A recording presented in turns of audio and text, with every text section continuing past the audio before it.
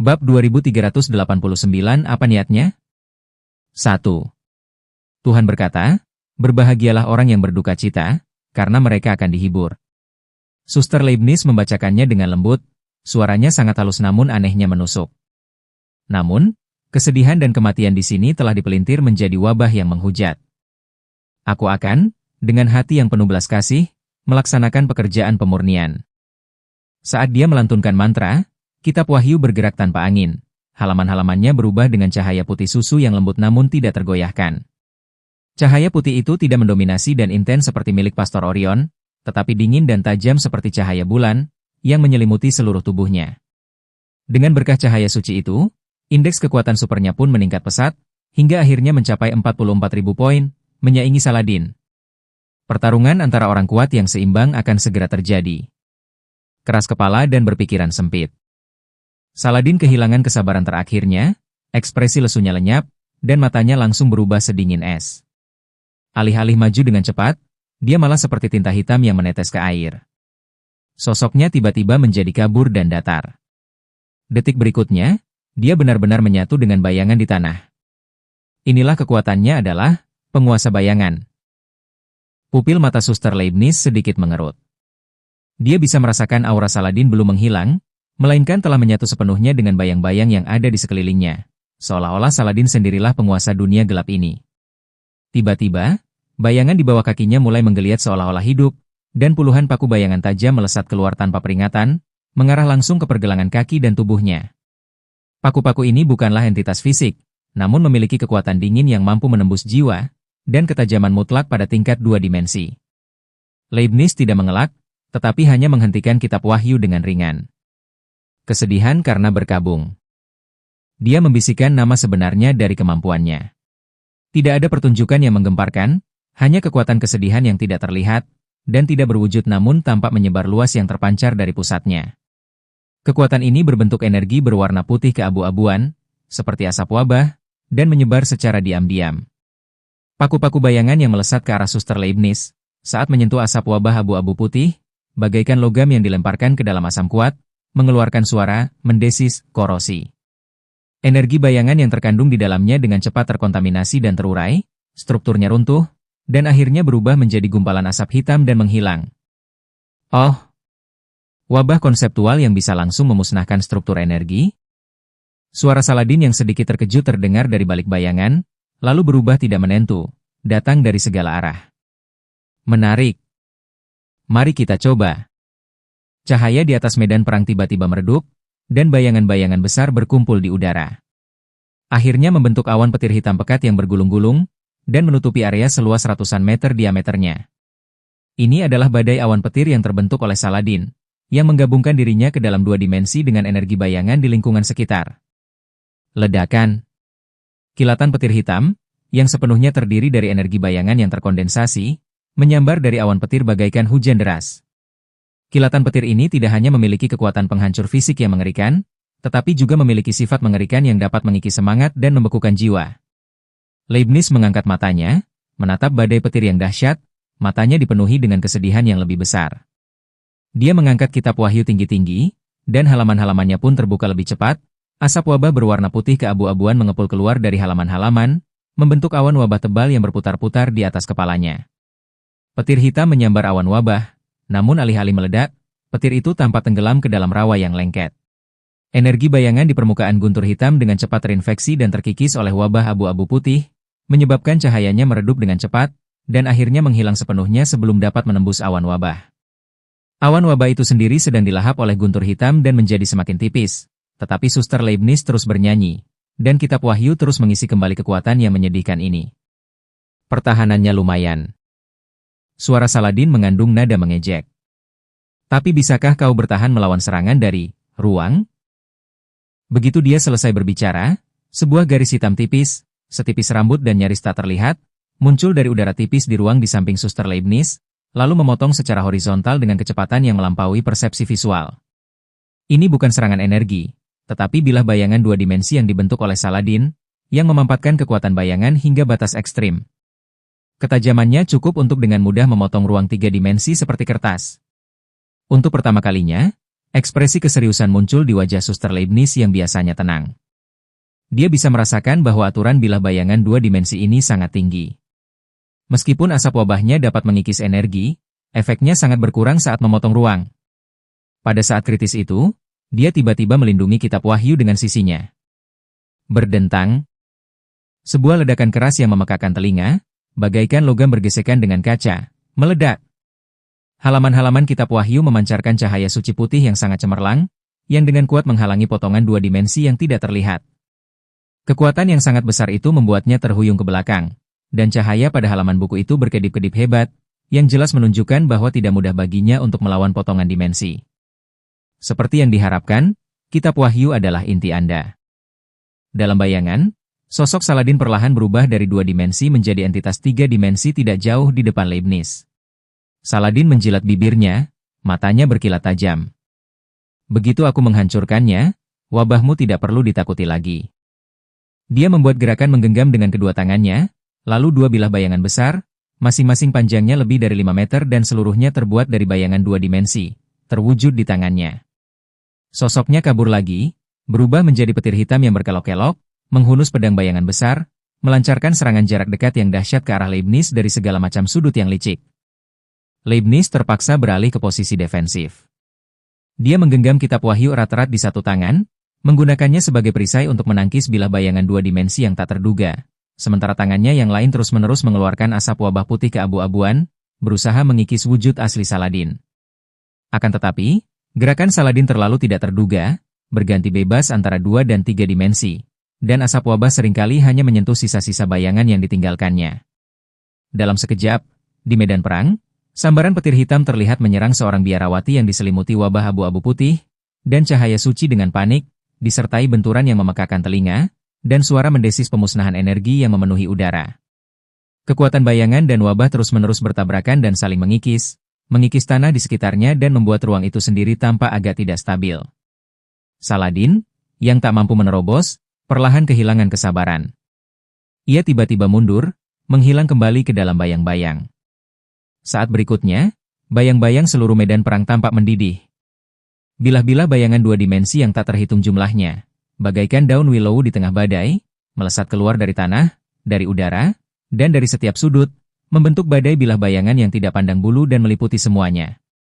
Pada saat yang sama, awan petir yang gelap di langit berkumpul lagi, melepaskan kilat hitam yang lebih pekat. Sebuah perangkap yang dipasang di langit dan bumi, sebuah rencana yang mematikan. Suster Leibniz berada di pusat badai, wajahnya pucat, dan cahaya salinan kitab Wahyu mulai berkedip-kedip di bawah serangan yang begitu padat dan kuat. Dia merasakan tekanan yang belum pernah terjadi sebelumnya. Bab 2390 apa niatnya? 2. Bayangan hitam pekat dan wabah abu-abu putih saling beradu dengan sengit di medan perang yang sunyi, seakan-akan dua keinginan yang saling berlawanan tengah saling mencabik. Saladin dan Suster Leibniz kini telah mencapai tingkat uskup hitam. Dengan berkah benda-benda suci yang dikaruniai kekuatan sesuai agama masing-masing, mereka memiliki kekuatan tempur yang jauh melebihi kemampuan murni mereka sendiri. Di dalam hutan matahari gelap ini, mereka membentuk wilayah khusus, tempat mereka bertarung dan membantai satu sama lain. Siapa yang dapat membayangkan bahwa orang-orang yang awalnya merupakan bagian dari generasi keenam manusia, dan pergi ke bulan dengan tujuan untuk menyelamatkan seluruh umat manusia, akan berakhir sebagai musuh karena perbedaan keyakinan. Namun demi tujuan mereka sendiri, mereka harus bertarung sampai mati. Udara terdistorsi dan langit serta tanah bergemuruh. Bahkan sosok-sosok kuat yang menyaksikan dari jauh harus mengerahkan pertahanan terbaik mereka, agak nyaris tak mampu menahan guncangan susulan energi yang meledak dari pusat itu. Mata Saladin dingin, dan dia sepenuhnya menyatu dengan kegelapan. Kemampuan Raja Bayangan yang dilepaskannya menutupi seluruh ruang, seolah-olah hanya kegelapan yang dikuasainya yang tersisa di antara langit dan bumi. Di tengah kegelapan tak berujung itu, Suster Leibniz berdiri bak patung suci, kitab Wahyu memancarkan cahaya duka di dadanya. Wabah kelabu menyebar bak air pasang, menelan semua bilah bayangan dan kilat yang mencoba mendekat. Perjuangan yang sia-sia. Suara Saladin bergema ke segala arah, dingin dan mengerikan, seolah-olah itu adalah bisikan keinginan seluruh kegelapan. Menangis tidak akan mengubah takdirmu. Dalam bayangan mutlak ini, satu-satunya tujuanmu adalah kehancuran. Saladin membentuk bayangan besar, seluruh tubuhnya menjadi bayangan yang memenuhi langit dan bumi. Di atas langit, sebuah wajah raksasa terbentang, menatap ke semua makhluk di bawahnya, dengan kilat gelap menyambar dari mulutnya. Suster Leibniz perlahan membuka matanya yang berkaca-kaca, tatapannya tidak tergoyahkan. Suaranya lembut namun tegas. Tuhan berfirman, berbahagialah orang yang berduka cita, karena mereka akan dihibur. Saladin, kegelapanmu hanyalah obsesi yang menyimpang, dan obsesi itu pada akhirnya akan lenyap oleh belas kasihan. Begitu dia selesai berbicara, halaman-halaman salinan kitab wahyu terbalik tajam, seolah-olah sebagai jawaban atas doanya. Kabut wabah abu-abu putih yang tidak terhitung jumlahnya tiba-tiba berkumpul, membentuk penghalang pusaran yang terus berputar di sekelilingnya. Itu bukanlah pertahanan sederhana, tetapi penghalang dengan keinginan ganda untuk memurnikan dan memusnahkan. Bayangan apapun yang mendekat akan langsung terkikis. Saladin tidak menunjukkan ekspresi apapun dalam menghadapi situasi ini. Para asasin telah mengetahui rahasia tahta suci dengan sangat baik, jadi mereka tidak takut sama sekali dengan kekuatan iman tahta suci. Di tanah alam gelap, iblis bayangan, seperti hantu hitam gelap yang bersembunyi di dalam bayangan, meliuk dan menggali ke dalam tanah, tiba-tiba meletus dari bawah kaki Suster Leibniz. Puluhan bilah bayangan dua dimensi, seperti ular berbisa yang merayap keluar dari neraka, dengan ketajaman yang mampu menembus ruang, dengan panik merobek pertahanannya. Putuskan semua itu.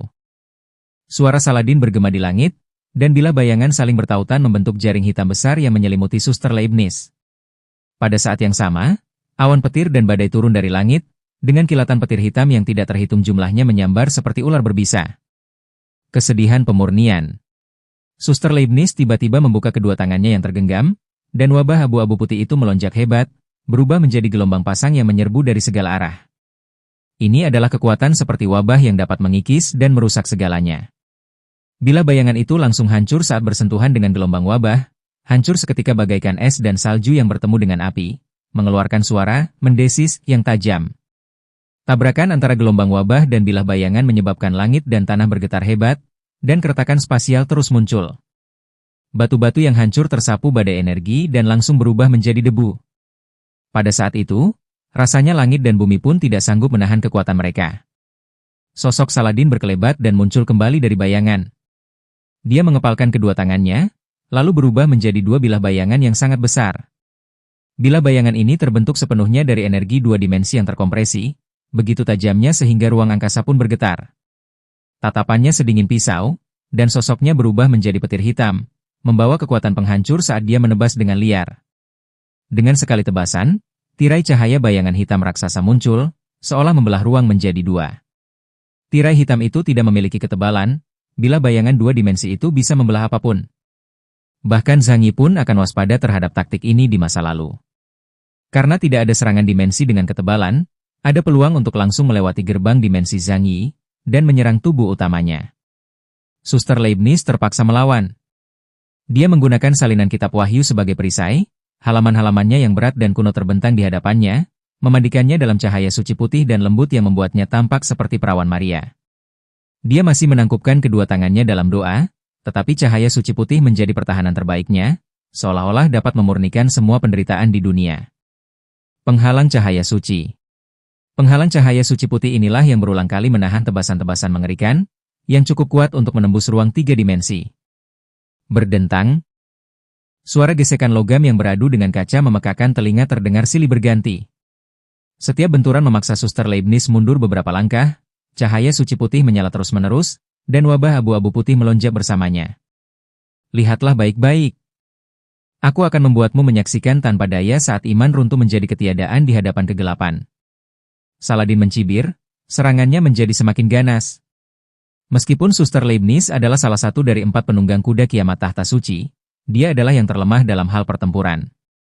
Namun, karena imannya paling murni dan hatinya paling baik, dia mampu memaksimalkan kekuatan salinan kitab wahyu. Namun di mata Suster Leibniz, air mata kesedihan menggenang. Dia bernyanyi lirih. Kesedihan dan kematian tidak perlu ditakuti, yang benar-benar menakutkan adalah kegelapan jiwa yang hilang. Saladin, jiwamu telah lama ditelan bayang-bayang, dan aku akan memainkan requiem untukmu dalam duka cita. Saat dia melantunkan mantra, cahaya ilahi salinan kitab wahyu tiba-tiba bersinar terang. Kabut wabah abu-abu putih yang tidak terhitung jumlahnya mengembun dan terbentuk, berubah menjadi seekor gagak duka raksasa dengan sayap terentang. Burung gagak abu-abu itu berputar-putar di udara, Sayapnya membawa kekuatan dahsyat yang mampu memusnahkan segalanya, dan terbang langsung menuju ke arah Saladin. Wajah Saladin yang tersembunyi dalam bayangan tak berujung, sedikit menampakkan ekspresi serius. Serangan Suster Leibniz, burung gagak abu-abu yang terbentuk dari kekuatan wabah, bukanlah sekadar entitas energi, tetapi merupakan perwujudan nyata dari keimanan dan doa. Dia berteriak pelan, dan pedang bayangan mengamuk hebat dengan setiap serangan, mencabik-cabik langit dan tanah, tampaknya mencoba mencabik-cabik gagak abu-abu besar yang melambangkan malapetaka. Akan tetapi, burung gagak malapetaka itu terpecah menjadi puluhan ribu burung gagak abu-abu selama tumbukan, menuki ke bawah dari berbagai arah dan langsung menelannya. Bergemuruh. Energinya meledak, menyebabkan langit dan bumi bergetar hebat. Gelombang kejut yang dahsyat melanda, seolah-olah akan menelan dunia. Di sisi lain medan perang, Merlin dan para anggota Ksatria Meja Bundar tentu saja tidak kebal terhadap bahaya.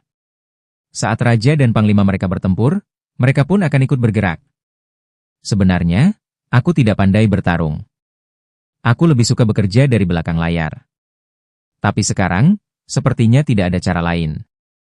Bab 2391 apa niatnya? 3. Merlin tersenyum tak berdaya dan mengangkat bahu, lalu menarik tongkat dari pinggangnya. Namun, pada saat berikutnya, tongkat itu berkelebat dan berubah menjadi nobel pantas yang identik dengan Excalibur milik Raja Arthur. Kekurangan teokratis, mari kita lakukan 3 kali. Merlin sang penyihir, dengan indeks kekuatan super sebesar 39.000 poin. Orang kuat ini, yang tidak suka bertarung, adalah ahli strategi Ksatria Meja Bundar. Dia adalah orang nomor 2 yang sebenarnya.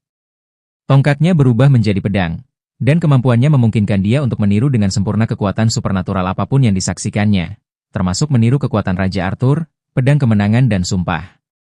Itu adalah salah satu kemampuan yang paling dia kenal dan paling kuat. Pada saat ini, musuh yang dihadapinya adalah malaikat matahari dan bulan dari Ksatria Templar. Malaikat matahari Midalen dan malaikat bulan Sariel berdiri berdampingan, memancarkan cahaya yang kontras namun saling melengkapi. Keduanya mengenakan pakaian tempur putih bersih, dengan sayap putih terbentuk dari kekuatan supranatural mereka yang tumbuh di punggung mereka, membuat mereka tampak seperti malaikat sejati. Konsep teknik serangan gabungan tertinggi di alam makhluk gaib diciptakan oleh keduanya. Bahkan kemudian, ketika Zhang Yi memimpin ekspedisi ke Kekaisaran Wuluan, dia memerintahkan melatih teknik serangan gabungan yang luar biasa dari kerajaan Huasu, inspirasinya datang dari mereka berdua. Sejak kembalinya mereka dari mata iblis, keduanya telah mengalami peningkatan kekuatan yang signifikan. Keduanya telah mencapai tingkat kekuatan sebesar 28.000 poin. Namun, ketika keduanya bergabung, kemampuan mereka saling melengkapi, membuat mereka sebanding dengan uskup putih. Apakah kita benar-benar akan bertarung sampai mati? Malaikat matahari Midalen tersenyum tak berdaya. Rasanya tidak terelakkan. Tujuan kita berbeda, dan hanya masalah waktu sebelum gesekan terjadi. Sariel, malaikat bulan, menatap Merlin dan bahkan sempat tersenyum dan menyapanya. Sudah lama sejak terakhir kali kita bertemu, Yang Mulia Merlin. Oh tidak, lebih akrab memanggilmu Heisenberg. Kebanyakan orang-orang aneh di Eropa ini sudah lama saling mengenal. Apalagi mereka kebanyakan bukanlah berasal dari keluarga biasa, melainkan dari keluarga bangsawan. Misalnya, Sariel dan Merlin keduanya adalah alumni perguruan Trinitas. Nama asli Merlin adalah Raven Heisenberg. Merlin merentangkan tangannya tanpa daya. Pedang itu tampak tidak berbahaya di tangannya, tetapi tidak seorang pun berani meremehkan jenius muda ini. Aku juga tidak suka berkelahi. Tapi kalian dari tahta suci itu sekelompok orang gila. Dan kalian selalu suka berbuat jahat. Aku tidak bisa membiarkan kalian pergi tanpa menghentikan kalian. Tatapan mata Sariel dan Midalen berubah agak bermusuhan. Kalian menghina kami. Kalian menghina umat beriman kepada Tuhan yang kudus. Merlin menyipitkan matanya, dan nadanya berubah dingin. Apa kau benar-benar berpikir kami tidak tahu apa yang kau coba lakukan? Kau telah melakukan dosa mengkhianati umat manusia, dan aku harus menghukummu dengan berat. Midalen dan Sariel bertukar pandang, seolah-olah mereka memahami sesuatu, lalu menatap Merlin pada saat yang sama. Keduanya praktis seperti saudara kembar, kecocokan mereka begitu sempurna bahkan gerakan mereka nyaris identik. Latihan keras selama bertahun-tahun telah membentuk pemahaman yang mendalam di antara mereka. Hanya dengan cara inilah mereka dapat mengerahkan kekuatan penuh, serangan gabungan mereka. Tak ada gunanya menjelaskan kepada orang sesat sepertimu. Kau takkan pernah mengerti ambisi besar tahta suci. Kalau begitu, mari kita mulai perang. Pandulah cahaya matahari yang cemerlang. Midalen mengangkat tangannya, dan cahaya keemasan yang menyala-nyala, bagaikan matahari yang membakar, melesat langsung ke arah Merlin. Berdiri di atas bulan yang terang, akulah cahaya suci abadi. Sariel melantunkan mantra lirih, gelombang cahaya perak dingin tercurah bagai bulan yang dingin, berpadu dengan cahaya matahari yang terik. Kekuatan gabungan keduanya untuk melakukan tarian matahari dan bulan, langsung berubah menjadi cakram energi di mana matahari dan bulan bersinar bersama. Cakram yang membawa kekuatan penghancur itu jatuh dengan suara gemuruh yang memekakan telinga, seakan-akan hendak menghancurkan langit dan tanah. Namun, Merlin tetap tenang dan tidak terburu-buru. Dia menatap lepasan kekuatan pihak lain, tetapi hanya tersenyum sedikit. Di tangan kanannya, pedang kemenangan dan sumpah tetap tergenggam erat. Tanda-tanda kuno muncul di matanya saat dia berbisik. Perampasan otoritas ilahi. Dalam sekejap, dia langsung menyalin kekuatan Midalen dan Sariel. Merlin mengangkat tangan kirinya, dan tubuhnya secara bersamaan memancarkan nyala api matahari dan cahaya dingin bulan. Di tangannya, cakram energi yang memancarkan kecerahan ganda matahari dan bulan juga terwujud. Itu tidak mungkin. Midalen dan Sariel sama-sama terkejut. Teknik serangan gabungan mereka, tarian matahari dan bulan, ternyata ditiru oleh Merlin? Merlin tersenyum tipis, ada kilatan main-main di matanya. Jangan lupa, aku pesulap. Tunjukkan padaku trik angka yang spektakuler. Sebelum dia selesai berbicara, Merlin dengan lembut mendorong cakram in yang besar, yang dipenuhi cahaya matahari dan bulan, ke arah Midalen dan Sariel. Gerakannya lembut dan lambat, namun kekuatan tarian roda kembar matahari dan bulan bergulung, dan menghancurkan ke arah mereka berdua dengan kekuatan yang tak tertandingi. Meskipun Midalen dan Sariel sempat terkejut, mereka segera pulih, dan bergabung untuk melepaskan tarian roda ganda matahari dan bulan yang autentik. Cakram raksasa itu bertabrakan dengan serangan gabungan keduanya di udara, menyebabkan ledakan yang sangat mengerikan. Cahaya yang menyilaukan menerangi langit dan bumi, dan gempa susulan menyebabkan medan perang terbelah lagi, melemparkan batu-batu kemana-mana. Midalen dan Sariel terpaksa mundur, mata mereka dipenuhi amarah. Namun, mereka tidak bisa mundur. Mereka kembali bersatu, dan pancaran cahaya mereka tiba-tiba memancar. Tarian matahari dan bulan, gaya tertinggi. Kedua pria itu meraung serempak. Kali ini, mereka mencurahkan seluruh kekuatan mereka ke dalamnya, membentuk matahari dan bulan energi yang bahkan lebih mengerikan dari sebelumnya. Merlin hanya tertawa dan menggunakan perampasan kekuatan ilahi lagi dengan kedua tangannya. Seketika, tubuhnya pun memancarkan cahaya cemerlang seperti matahari dan bulan. Dua kekuatan yang hampir identik bertabrakan lagi di udara. Ledakan. Kali ini, gempa susulan ledakan itu bahkan mencapai medan perang yang jauh antara Saladin dan Suster Leibniz. Langit dan bumi seakan terkoyak bersamaan. Pertarungan antara dua ahli top itu telah membawa seluruh medan perang ke ambang kehancuran. Langit dan bumi bergemuruh, dan interaksi cahaya dan bayangan seakan-akan dapat merobek langit. Medan perang antara Saladin dan Suster Leibniz tersapu oleh riak energi dari Merlin dan malaikat matahari dan bulan, yang langsung menimbulkan awan debu dan puing. Kedua energi pertempuran itu saling tumpang tindih, seolah seluruh dunia menanggung kekuatan penghancur yang tidak tertahankan. Saladin keluar dari ledakan burung gagak abu-abu, ujung jubah hitamnya robek, ada sedikit kesuraman di antara alisnya. Dia tidak pernah menyangka bahwa Suster Leibniz mampu mengubah rasa kasihan menjadi kekuatan bertarung yang begitu kuat. Kemampuan penguasa bayangannya seharusnya tidak terkalahkan, tetapi untuk pertama kalinya di medan perang ini, dia diblokir secara langsung. Biarawati berkabung. Saladin berkata dengan suara rendah, suaranya bergema melalui bayangan di bawah langit. Kau pikir kekuatan dukamu saja bisa menggerakkan diriku? Tiba-tiba dia mengulurkan tangannya, dan sebuah gerbang raksasa terbentuk dari bayangan murni muncul di kehampaan. Itulah inti perjalanan, negeri bayangan.